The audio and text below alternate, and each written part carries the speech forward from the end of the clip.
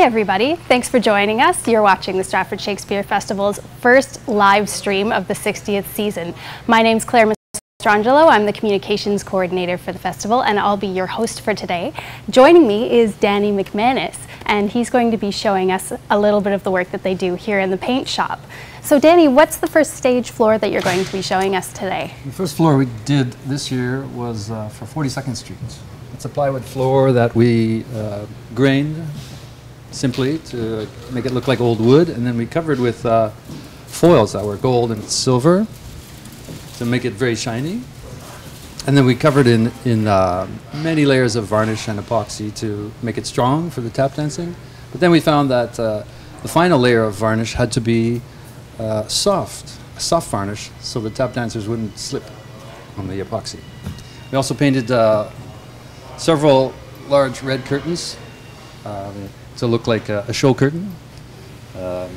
We had to create folds and dimension just using paint. So you'll see those on the stage at 42nd Street. And we'll be watching a video that shows us exactly how that technique, that 3D paint, was created. But before we get to that, Danny, how do you determine what sort of varnishes and paints and things like that you're going to use? You mentioned that you wanted to make sure that the tap dancers weren't slipping. So how do you know what's going to work and what's not? Is it a trial and error process? We do some tests, and we actually had tap dancers come in and test out our floor. We found that one of the varnishes scratched easily, so we had to switch. The main thing for us is the designers always ask for a specific sheen. This had to be very shiny, so that determines some of what we're doing. And then the durability with the tap dancers, it really had to hold up to a lot of pounding. So how long did it take you to find the right combination of paints and varnishes for this? Well, while we were doing samples to determine the color and the look of it, we had several samples that we varnished with different materials, and at the same time we could lay them all out and have the tap dancer try all the different ones. And they found one slippery, and we found that one scratched and cracked easily, so it allowed us to determine pretty quickly what we needed. Great. Well, why don't we watch a little bit of that video showing, with Danny showing us exactly how those curtains were made to look like 3D objects.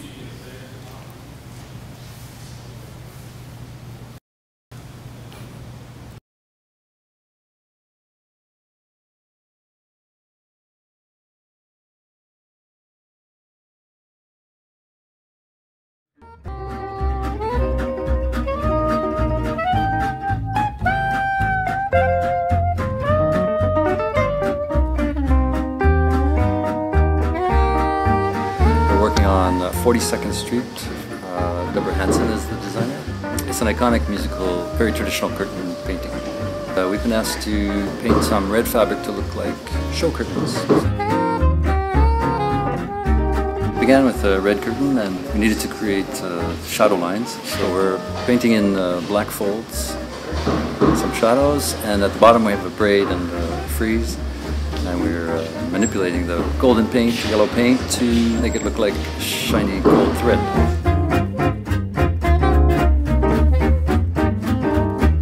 We took some liners and deepened the shadows to give us greater folds, and then used the template to create a frieze, and now we're highlighting the gold to make it stand out, so that it gives you the illusion of deep folds and drapery. The stencil we use to make the frieze, so it's a thin plastic sheet that we can use over and over. And what we did to make these curtains look three-dimensional is we placed this on the curtain and painted only where we wanted the highlight or the fold to come at you. And then we moved it down and to the side, and then we painted in the folds. So it gives you the illusion that the curtain is folding behind.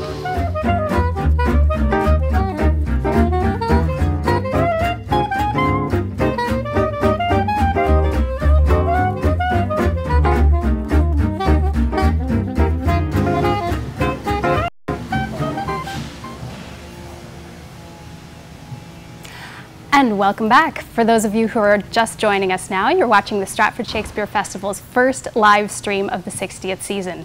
My name's Claire Mastrangelo, I'm your host for today, and with me is Assistant Head Scenic Artist Danny McManus. He's showing us some of the floors that they've painted for our productions this year. They're all on stage at the Festival Theatre.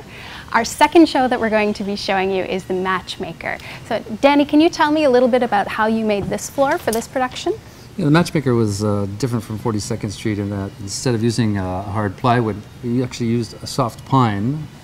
And instead of starting from a light base coat, we painted the floor brown first to make it really dark, and then we used a lot of the similar earth tones to make it look old and dusty. And whereas the 42nd Street was very shiny, the designer asked that Matchmaker floor be quite dull. And it looks like you've got sort of a splotchy effect going on. How did you create that? Well, once we had the floor brown, we used water in our paint and water on the floor and threw the paint literally onto the floor and let it spread. It's kind of fun, but it works. It ends up looking like the varnish is chipped and the floor is worn down. A little bit of Pollock going on in the scene shop here. Yeah. That's great. And so, when you've got a floor like this, it looks like you've just taken 2x4s and laid them, or beams, and laid them across a base. Is that right? It does look like that, but structurally, for the stagehands to be able to change it, it's actually, again, layers of sheets of plywood, and they've covered them in 1/2-inch pine. So it looks like big boards, but it's actually something that they can take on and off readily. Very cool. And these floors, they get changed in between shows, so they have to be made in small pieces, right? They're made in small pieces, rarely more than 3 foot by 7 foot. And I would imagine there are 40 or 50 per show, and they come on and off every day. So the challenge for us in this show is to keep it flat and try to protect it. It actually takes a lot of abuse, so it's been a challenge that way. How do they come together and come apart again? The floors? Yes. Well, they lay them out and they have special locks that they drill a hole in the floor and they use a key and lock each floor. Each piece gets locked to the next. So it's pretty impressive, and it's simple and it's quick. Oh, that must be really good for the crew then, who are taking them apart and putting them together again. Every day. Every day. How many times will a floor get taken apart and put back together again in a season? A show like this, it's got to be 80, 90 times. Wow. So it's a lot of work. It's got to hold up to a lot of strain, like you said. Mm-hmm. Wow, fantastic.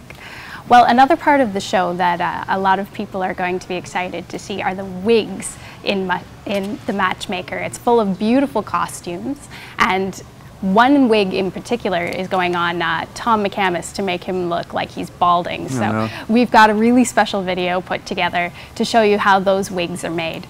So why don't we take a look and see the work that's been done in our wig shop.